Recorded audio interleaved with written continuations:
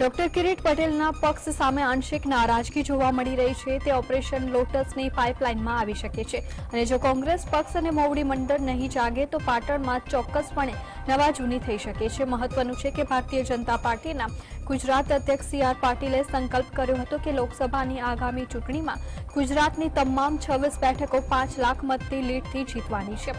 તો આ લીડથી જીતવા માટે ઓપરેશન લોટસ શરૂ કરવામાં આવ્યું છે। રાજ્યમાં એક બાદ એક કોંગ્રેસના ધારાસભ્ય તૂટી રહ્યા છે અને હવે સૌરાષ્ટ્રના વધુ એક ધારાસભ્ય તૂટે તેવી અટકળો વચ્ચે રાજકોટમાં કોંગ્રેસની મહત્વની બેઠક યોજાઈ હતી। રાજકોટના સર્કિટ હાઉસ ખાતે આયોજિત બેઠકમાં રાજકોટ સહિત સૌરાષ્ટ્ર જિલ્લા પ્રમુખ અને અન્ય પદાધિકારીઓ સામેલ થયા હતા। બેઠકમાં સૌરાષ્ટ્ર કોંગ્રેસ પ્રભારી બીએમ સંદીપ પણ સામેલ થયા હતા અને બેઠકમાં આગામી લોકસભા ચૂંટણીને લઈને કામગીરી ઉપર ચર્ચા કરી હતી।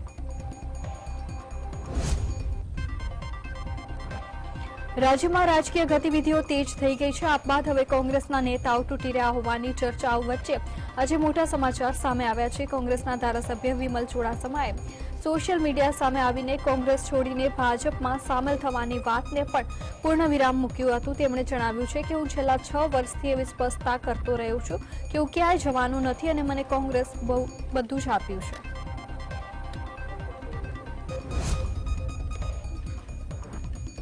સુરતમાં રૂપિયા 39.64 લાખની છેતરપિંડી બાબતે ભાજપના પૂર્વ કોર્પોરેટર અનિલ ભોજની ધરપકડ કરવામાં આવી છે। મળતી માહિતી અનુસાર ભાઈ સાથે મળીને વેડ રોડ ઉપર બચત યોજના ચલાવી 31 લોકો સાથે છેતરપિંડી કરી હતી। ચોક બજાર પોલીસ મથકમાં ફરિયાદ નોંધાઈ હતી, જેના પગલે ચોક બજાર પોલીસે ગુનો નોંધી અનિલ ભોજ અને તેના ભાઈની ધરપકડ કરી છે।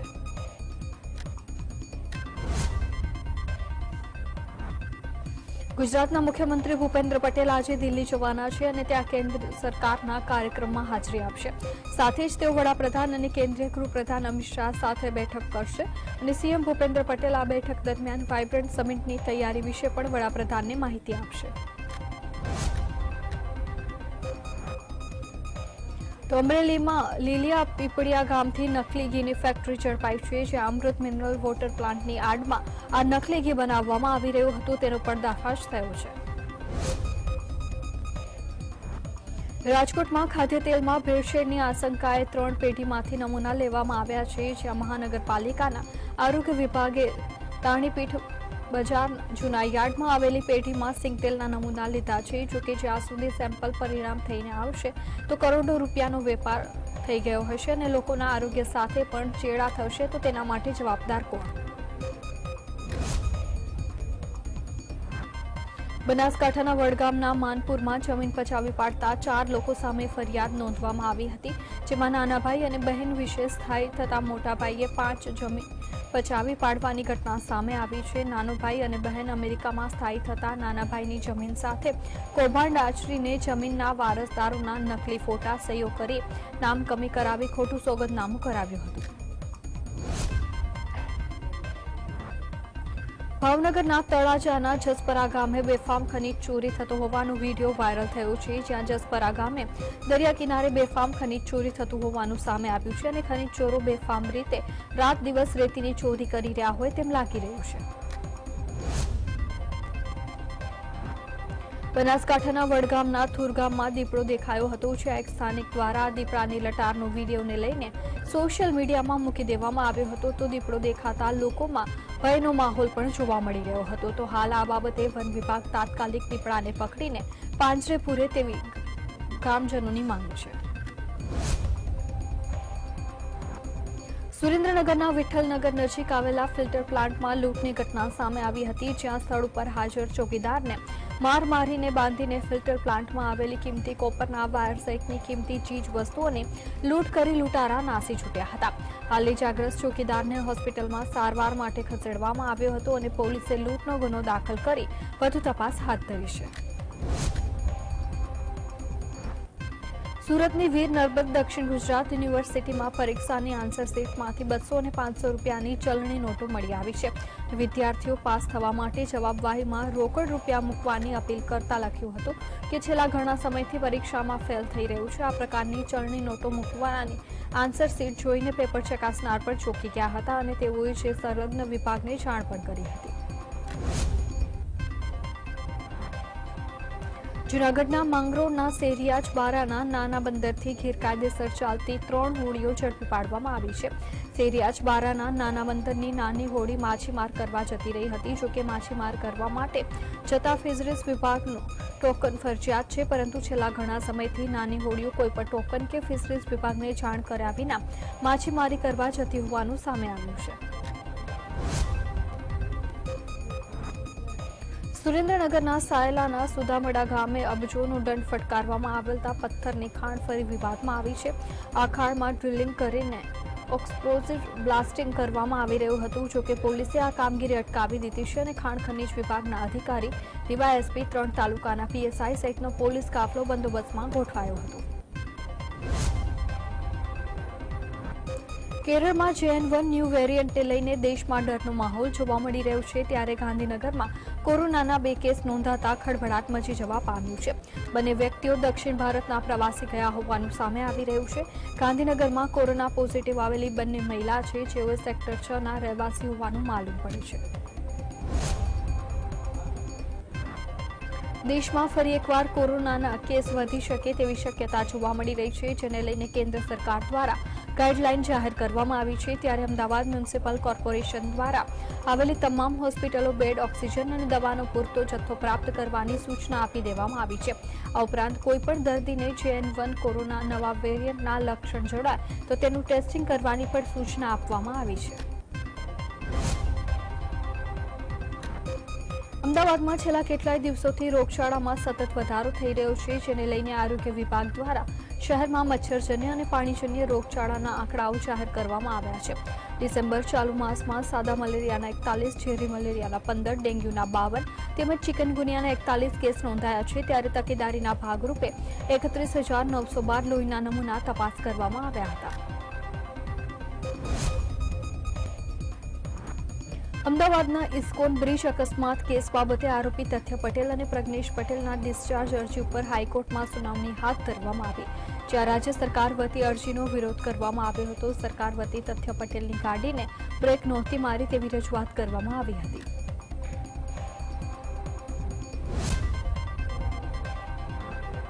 અમદાવાદ શહેરમાં પંડ્યા બ્રિજ પાસે ચાલી રહેલા કારખાનામાં કાર્યરત ક્રેન, હાઇડ્રા વગેરે મશીન નાખવામાં આવતો ડીઝલ ચોરીનું કૌભાંડ સામે આવ્યું છે. જે બાબતે સયાજીગંજ પોલીસ ગણતરીના કલાકોમાં ડીઝલ ચોરી કૌભાંડમાં સંડોવાયેલા 7 ડ્રાઈવરોને મુદ્દામાલ સાથે ઝડપી પાડી કાયદેસરની કાર્યવાહી હાથ ધરી છે.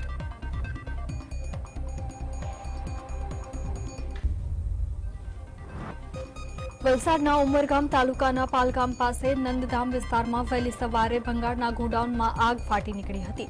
જોકે આગ લાગવાનું કારણ અકબંધ જોવા મળ્યું છે. અહીં અવારનવાર ગેરકાયદેસર રીતે ચાલતા ભંગારના કારખાનામાં આગ આવતા કેમિકલમાં ડ્રમ કે અન્ય મટીરીયલના લીધે આગ લાગતી હોય છે. મહેસાણાના દેદિયાસણ GIDCમાં આવેલી એક કંપનીમાં આગ લાગી હતી. જોકે 2 કલાકની જહેમત બાદ કાબૂમાં લેવામાં આવી છે. દેદિયાસણ GIDCમાં પ્લોટ નંબર 339માં એગ્રીકલ્ચરને લગતું મટીરીયલ બનાવતી કંપનીમાં આગ લાગી હતી. આગની જાણ થતાં જ મહેસાણા નગરપાલિકાના 3 અને ONGCના 1 ફાયર ફાઇટર ઘટના સ્થળે પહોંચ્યા હતા. સુરેન્દ્રનગરના લીંબડી રાજકોટ હાઈવે ઉપર અકસ્માત સર્જાયો હતો, જેમાં 2 વ્યક્તિઓના ઘટના સ્થળે મોત થયા હતા. લીંબડી રાજકોટ હાઈવે ઉપર મોડલ સ્કૂલ પાસે કાર અજાણ્યા વાહન સાથે અથડાતા અકસ્માત સર્જાયો હતો, જેમાં કારમાં સવાર 2 વ્યક્તિઓના ઘટના સ્થળે જ મોત થયા હતા. ભાવનગરના પાલીતાણામાં ખાનગી ક્લિનિક ધરાવતા તબીબે ફાંસો ખાઈને આપઘાત કર્યો હતો. શહેરના કેટી રિંગ રોડ ઉપર ક્લિનિક ધરાવતા ડોક્ટર પ્રકાશ બારૈયાએ આત્મહત્યા કરી હતી. તેઓએ નાણાકીય સંક્રમણના પગલે આપઘાત કર્યો હોવાનું ચર્ચા છે. મૃતદેહને પોસ્ટમોર્ટમ અર્થે સરકારી હોસ્પિટલમાં ખસેડવામાં આવ્યું છે અને ટાઉન પોલીસે તપાસ હાથ ધરી છે. મહેસાણાના કડીના નંદાસણ હાઈવે ઉપર અકસ્માતમાં એક યુવાનનું મોત થયું છે. નંદાસણ હાઈવે ચાની કિટલી ચલાવતો યુવાન બાઇક લઈને દૂધ લેવા જઈ રહ્યો હતો. તે સમયે બાઇક હાઈવે પર પાર્ક કરેલ ટ્રકને અથડાઈ હતી, જેમાં બાઇક સવારનું ઘટનાસ્થળે જ મોત થયું હતું.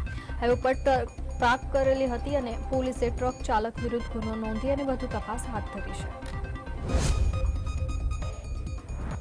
સુરત મેટ્રોની કામગીરી દરમિયાન ગંભીર બેદરકારી સામે આવતા પાલનપુર જકાત નાકા પાસે મેટ્રોની કામ ચાલુ હોવાનું યુવક ખાડામાં પડી ગયો હતો, જ્યાં જે મેટ્રોના ખાડામાંથી તેનો મૃતદેહ મળી આવ્યો હતો। 2 દિવસ સુધી મૃત ખાડામાં રહેલા પાણીમાં જ પડી રહ્યો હતો। હાલ આ બાબતે પરિવારે મેટ્રોની કામગીરીમાં ચૂક હોવાનો આક્ષેપ કર્યો છે। ભાવનગરના ગારિયાધારમાં 2 વ્યાજખોરોના ત્રાસથી યુવકે ઝેરી દવા પીને આપઘાતનો પ્રયાસ કર્યો છે, જ્યાં ઇલિયાસ ચૌહાણ અને સોહિલભાઈ નામના વ્યાજખોરો યુવકને ફોન કરીને ધાકધમકી પૂર્વક પૈસાની ઉઘરાણી કરતા હતા અને ફોન ઉપર બીભત્સ ગાળો આપી દીધી હતી, જે બાદ યુવકે ઝેરી દવા ઘટઘટાવી હતી। હાલ યુવકને સારવાર અર્થે હોસ્પિટલમાં ખસેડવામાં આવ્યો હતો। તાપીની સોનગઢ પોલીસે ગુજરાતમાંથી મહારાષ્ટ્ર રાજ્યમાં કતલખાને લઈ જવાતા મૂંગા પશુઓથી ભરેલ 3 ટ્રક ઝડપી પાડ્યા હતા। સોનગઢ પોલીસે કતલખાને લઈ જવાતા 45 જેટલા મૂંગા પશુઓને બચાવી લીધા છે। 5 આરોપીને ઝડપી પાડવામાં આવ્યા છે અને પોલીસ દ્વારા 41,60,800ના મુદ્દામાલ સાથે 4 ઇસમોને વોન્ટેડ જાહેર કરવામાં આવ્યા છે।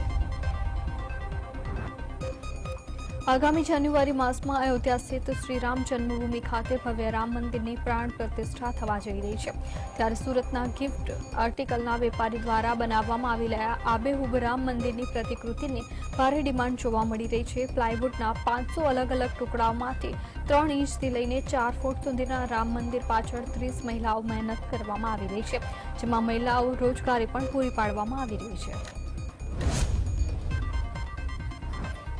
પાટણ સ્થિત regional science centre project director કહેવાતા આરટીઆઈ એક્ટિવિસ્ટ જયંતિ ઠાકોર વિરુદ્ધ પોલીસ ફરિયાદ નોંધાવી હતી। આરોપી રિજિયોનલ સાયન્સ સેન્ટરની ટિકિટમાં કૌભાંડ થતું હોવાના પુરાવા તેની પાસે હોવાની ધમકી આપી પૈસાની માંગણી કરી હતી। આ બાબતે પતાવટ કરવા ₹16 લાખની માંગણી કરવામાં આવી હતી।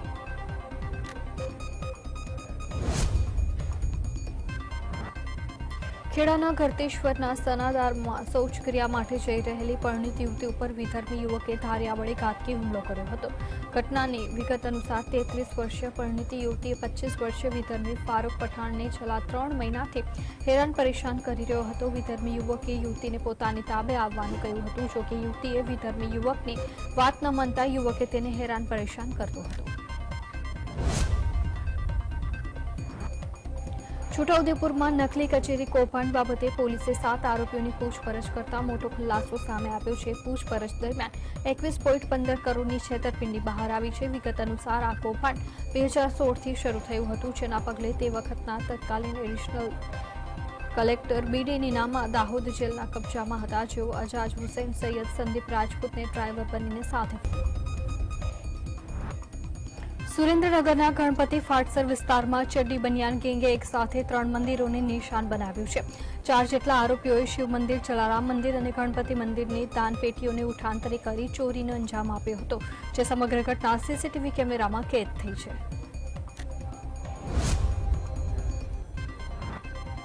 અરવલ્લીના મહુડી ગ્રુપ ગ્રામ પંચાયતના તાળા તૂટવાની ઘટના સામે આવી છે, જ્યાં પંચાયતની કોર્ટની પાસે તાળું અને સહી પેડ મૂકવામાં આવ્યા હતા। ચોરોએ પંચાયતની તિજોરીને પણ તોડવાનો પ્રયત્ન કર્યો હતો, જોકે બાદમાં ચોરોને કંઈ ન મળતા ચોરો ધોયેલા મોઢે પાછા ફર્યા હતા। તો હાલ ટીટોઈ પોલીસે વધુ તપાસ હાથ ધરી છે।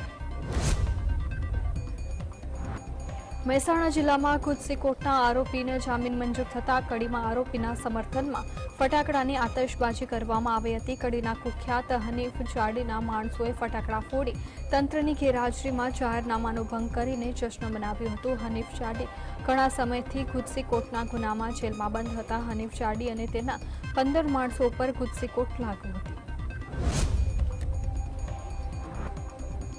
સાયલા ગોપાલ ભુવન ખાતે પદયાત્રી ઉપર હુમલા બાબતે મામલતદારને આવેદનપત્ર આપવામાં આવ્યું હતું। 2 દિવસ થયા છતાં આરોપી પોલીસ પકડથી દૂર હોવાના પગલે લોકોમાં આક્રોશ જોવા મળી રહ્યો છે। ઉલ્લેખનીય છે કે પદયાત્રી ઉપર અંબાજી જતી વખતે હુમલો થયો હતો।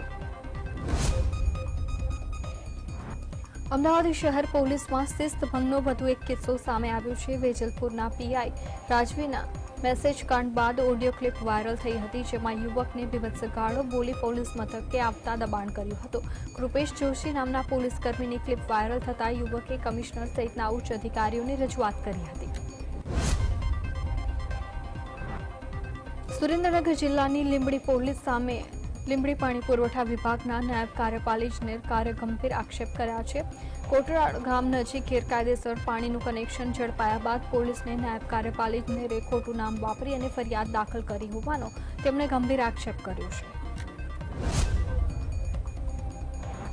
જૂનાગઢની એચડીએફસી બેંકમાંથી તેના જ કર્મચારીએ અલગ અલગ કસ્ટમ અને બેંકના ખાતામાંથી 83 લાખની ઉચાપત કરી હોવાની ઘટના સામે આવી છે. જેમાં જૂનાગઢની એચડીએફસી બેંકમાં કેશિયર તરીકે ફરજ બજાવતા રાજ મણિયાર નામના યુવકે પોતાના સત્તાનો દુરુપયોગ કરીને બેંકના અલગ અલગ ગ્રાહકો અને બેંકના ખાતામાં 80 લાખથી વધુની રકમની ઉચાપત કરી હતી.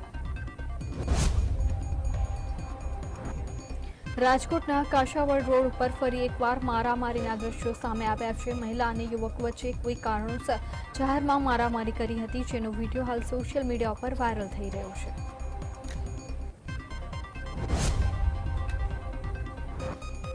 રાજકોટમાં ટ્રાફિકના નિયમોનો ઉલ્લાડ્યો કરનાર શખ્સે પોલીસ કાયદાનું ભાન કરાવ્યું હતું. આ શખ્સો શહેરમાં મંજુકા ચોકડી નજીક અવધ રોડ ઉપર કાર ઉપર સ્ટન્ટ કરતા હતા.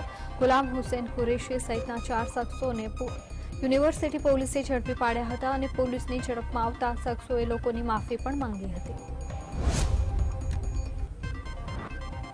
રાજ્યવ્યાપી સૂર્ય નમસ્કાર અભિયાન સ્પર્ધાનું આજે રાજ્યના ગૃહમંત્રી હર્ષ સંઘવી દ્વારા ઉદ્ઘાટન કરવામાં આવ્યું હતું, જેમાં રાજ્યના તમામ ગામડાઓ અને શહેરી વિસ્તારના વોર્ડમાં આ કાર્યક્રમ રાખવામાં આવ્યો હતો. અંદાજે 2000થી વધુ સ્થળોએ એક સાથે આ કાર્યક્રમનો શુભારંભ થયો. અયોધ્યા રામ મંદિરને 1 કિલો સોના અને 7 કિલો ચાંદીની બનેલી સુવર્ણ પાદુકા દ્વારકામાં આવી પહોંચી હતી. આ ચરણ પાદુકા રામેશ્વર ધામથી અમદાવાદ, દ્વારકા, સોમનાથ સહિત પરિભ્રમણ કર્યા બાદ બદ્રીનાથ લઈ જવામાં આવશે. પાદુકા બનાવનાર શ્રીચલ નિવાસે હાથમાં લઈને 41 દિવસ સુધી અયોધ્યામાં નિર્માણાધીન મંદિરની પરિક્રમા કરી હતી.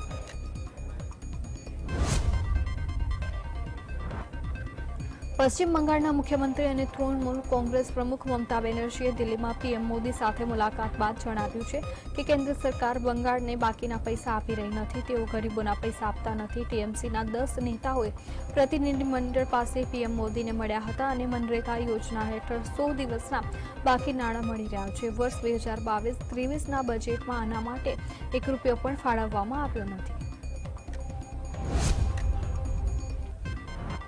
તૃણમૂલ કોંગ્રેસના સાંસદ કલ્યાણ બેનર્જીએ જણાવ્યું છે કે રાજ્યસભાના સ્પીકર જગદીપ ધનખડ રાજકારણના મારાથી ઘણા સિનિયર છે અને મારો ઈરાદો કોઈને દુઃખ પહોંચાડવાનો નથી. તેઓ સંસદ બહાર મારા વર્તનને પોતાની મજાક કેમ માની રહ્યા છે?